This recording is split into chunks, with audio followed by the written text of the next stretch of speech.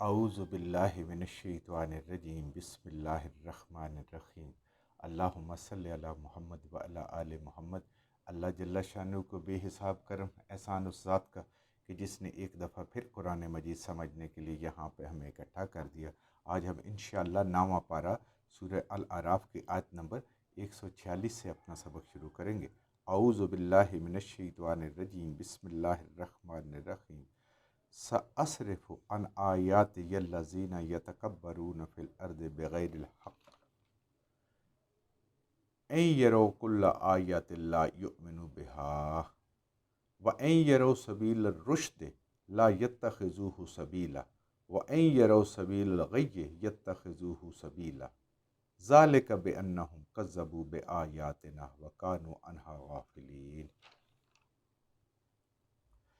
سأصرف، ہم ضرور پھیر دیں گے، اللہ فرما رہے ہیں ہم ضرور پھیر دیں گے آنکھیں ان کی ان آیات الذین، اپنی بہت ساری نشانیاں اور بہت سارے معجزات۔ بنی اسرائیل کی بات ہے کہ ہم موسیٰ علیہ السلام کو اتنے معجزات عطا فرمائیں گے کہ ان کی آنکھیں پھر جائیں گی، یعنی یہ ماننے پہ مجبور ہو جائیں گے۔ کون لوگ؟ الذین یتکبرون فی الارض بغیر الحق، وہ لوگ جو زمین میں تکبر کرتے ہیں ناحق۔ تکبر مخلوق کو تو زیب ہی نہیں دیتا، مخلوق کی کوئی حیثیت نہیں ہے، اصل حیثیت مالک کی ہے۔ نہ اس کے پاس اپنی زندگی بڑھانے کا اختیار، نہ موت کو ٹالنے کا اختیار، نہ دنیا میں آنے یا نہ آنے کا اختیار، کچھ بھی اس کے پاس اختیار نہیں ہے۔ صرف اعمال کا اللہ نے اختیار دیا ہوا ہے کہ اس سے کوئی بندہ بیمار نہیں ہونا چاہتا، لیکن اس کے اختیار میں نہیں۔ بیماری آتی ہے، تکلیفیں آتی ہیں، پریشانیاں آتی ہیں، امتحان آتی ہیں، ساری چیزوں کا کسی کا کوئی اختیار نہیں ہے، تو یہ ناحق ہے۔ تو تکبر کیا کہتے ہیں؟ یعنی کوئی بھی انسان، کوئی بھی مخلوق اپنے مقام بندگی سے، بندہ ہونے سے اپنے آپ کو اوپر سمجھے۔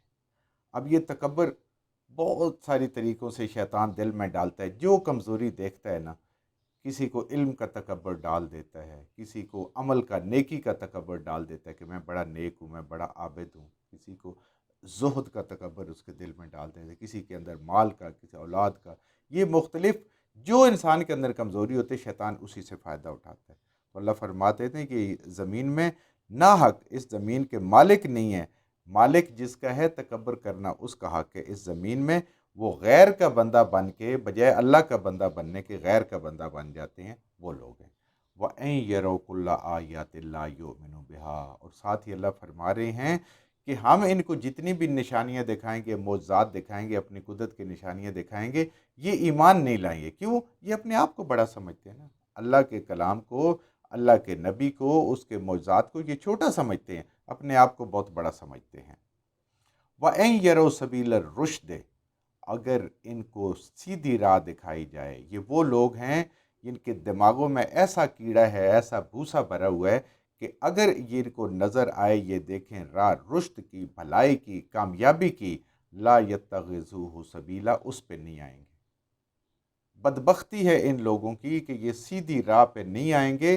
کیا کریں گے؟ ان یروا سبیل الغی، کہیں ان کو شیطان کی پگڈنڈی نظر آ جائے، کہیں کوئی شرارت نظر آ جائے، کوئی غلط بات نظر آ جائے، تو یہ کیا کریں گے؟ یتخذوہ سبیلا، اس راستے پہ چل پڑیں گے۔ سیدھی صراط مستقیم، کامیابی کے راستے پہ کبھی بھی نہیں آئیں گے، ہمیشہ ہر بات سے نہ کا لفظ نکالیں گے۔ ان کی ابتدائی نہ سے ہوتی ہے، نہیں ایسا نہیں ہے، نہیں یہ نہیں ہے، ابتدائی پہلا لفظ ہی نہ ہوتا ہے۔ کیوں؟ یہ اپنے آپ کو کچھ سمجھتے ہیں۔ جو اپنے آپ کو کچھ نہیں سمجھتا، وہ اپنے آپ کو رب کے حوالے کر دیتا ہے کہ میرا رب جو کرے گا میرے ساتھ وہی بہترین ہے، اور میرے رب نے جو کہا ہے، جو میں کر سکتا ہوں، اس میں میری استطاعت ہے، میرے لیے بہترین ہے۔ ذالک بانہم کذبوا بآیاتنا وکانوا عنہا غافلین، یہ لوگ کیوں نہیں راہ ہدایت پہ آتے؟ راہ ہدایت اور یہ پگڈنڈیوں پہ جاتے ہیں، غی یعنی کہ ایسے راستے جو گمراہی کے راستے ہیں، ان پہ یہ جاتے ہیں۔ اس کی وجہ کیا ہے؟ انہوں نے اللہ کی آیات کو جھٹلایا۔ جو اللہ کی آیات کو جھٹلاتا ہے، پھر اللہ کی ذات اس کو ایسے تو نہیں چھوڑتی۔ دنیا میں ایک معمولی سا کوئی صاحب حیثیت بندہ اس کی بات کو جھٹلائیں تو وہ انسان کو کیا کیا سزا دے سکتا ہے اور کتنی کتنی دھمکیاں لگاتا ہے۔ تو جو اللہ کی آیات کو جھٹلائے گا وکانو انہا غافلین، کچھ نے مان کے اس سے غفلت ہو، کچھ نے تو مانا ہی نہیں ہے کہ یہ اللہ کی بات ہے۔ کیوں؟ ان کی اس دنیا پہ جو زندگی تھی، جو دنیا کی سرداریاں تھیں، اس پہ زد پڑتی تھی، اور کچھ ایسے تھے کہتے ہیں ہاں ہم مانتے تو ہیں یہ اللہ کی باتیں ہیں، لیکن ان کی کوئی اہمیت نہیں ہے، ان کو پس پش ڈالا، بھولے ہوئے ہیں۔ جیسے آج ہم قرآن سے غافل ہیں، ہر بندہ مانتا ہے کہ یہ نور ہدایت ہے، راہ ہدایت ہے، لیکن اس راہ ہدایت کو سمجھنے کے لیے تیار نہیں ہے کہ اس پہ عمل کر سکے۔ وہ کہتا ہے بس جو میں کر رہا ہوں وہ مور دین سفیشینٹ ہے، اور مجھے کچھ کرنے کی ضرورت نہیں ہے۔ جو میں نے ابا و اجداد سے سیکھا، ماحول سے سیکھا، دائیں بائیں سے سیکھا، سنا کے سیکھا، وہ میرے لیے کافی ہے۔ یہ غفلت ہے انسان کی کہ پتہ ہونے کے باوجود اس پہ عمل نہ کرے۔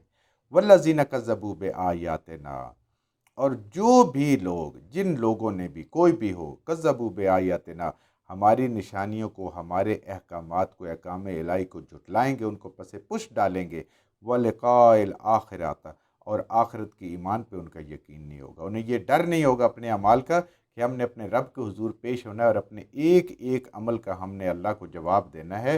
یہ جن لوگوں کے دلوں میں خوف نہیں ہوگا، ہم کیا کریں گے؟ حبطت اعمالہم، ان کے اگر انہوں نے کوئی نیکیاں کی بھی ہیں، حبطت اعمال وہ اعمال ہوتے ہیں جن اعمال پہ انسان کا وقت بھی لگتا ہے، مال بھی لگتا ہے، محنت بھی لگتی ہے، لیکن صلہ کچھ نہیں ملتا۔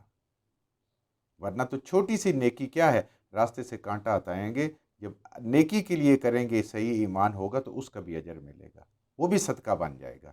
لیکن ایسے لوگوں کے بڑے بڑے اعمال، بڑی بڑی این جی اوز، ہاسپٹل بنائے ہوئے ہوں گے، اور پتہ نہیں کیا کیا فلاحی ادارے بنائے ہوں گے، مسجدیں بنائی ہوں گی، سارا کچھ ہوگا، لیکن سب کے سب اللہ تعالیٰ کہتے ہیں کہ اگر وہ اللہ کی آیات کے مطابق زندگیاں نہیں گزارتے اور اللہ کی آخرت کی ملاقات کے مطابق اعمال نہیں کرتے، ہم ان سب کے ضائع کر دیں گے، ان کا اعمال کا کوئی وزن نہیں ہوگا، وہ بالکل دھواں کے علاوہ ہوں گے۔ یعنی کتاب و سنت کے علاوہ اعمال کا ہر طریقہ اللہ تعالیٰ کہتے ہیں وہ مردود ہے، اس کا کوئی وزن نہیں ہے، اللہ کے ہاں اس کا کوئی صلہ نہیں۔ ہاں، جس کے لیے کیا ہوا ہوگا، جس کو سامنے رکھ کے فلاں شخص کے لیے، فلاں بندے کے لیے، معاشرے کے لیے، لوگوں کو خوش کرنے کے لیے، ان سے اگر بدلہ لے سکتے تو لے لیں۔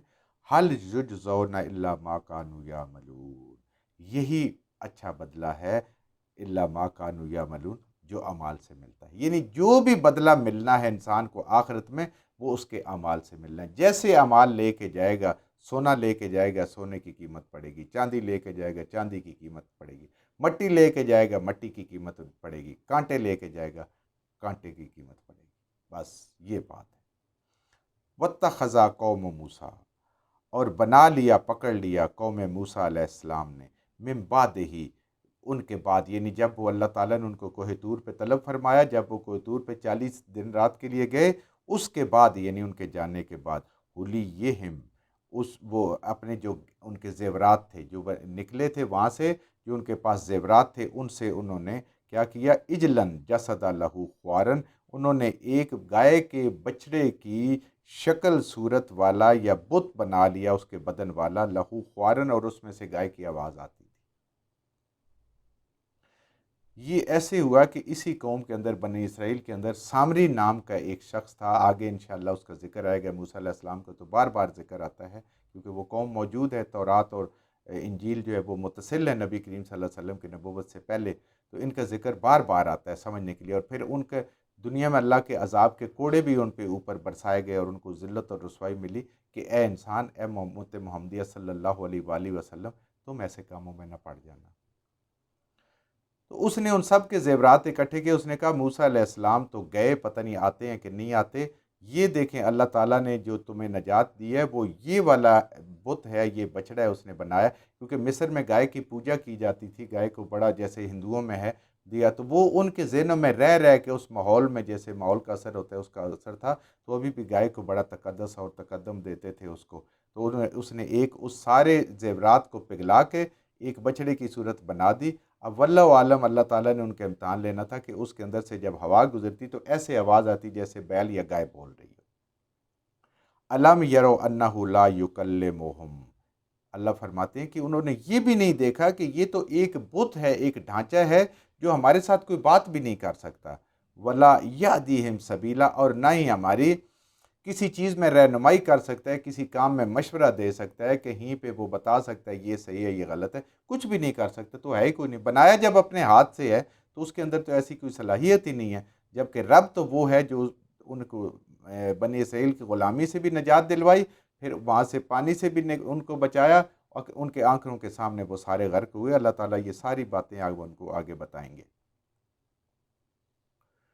इत्तखज़ू कानू ज़ालिमीन, तो पकड़ लिया उन्होंने वो काम जो शिर्क का काम था, जो जुल्म का काम था, उन्होंने वो शुरू कर दिया, और उस पे उन्होंने इक्तफ़ा नहीं किया जो मूसा अलैहिस्सलाम ने और हारून अलैहिस्सलाम उनको तालीम दे गए थे, और हारून अलैहिस्सलाम उनको कह रहे थे।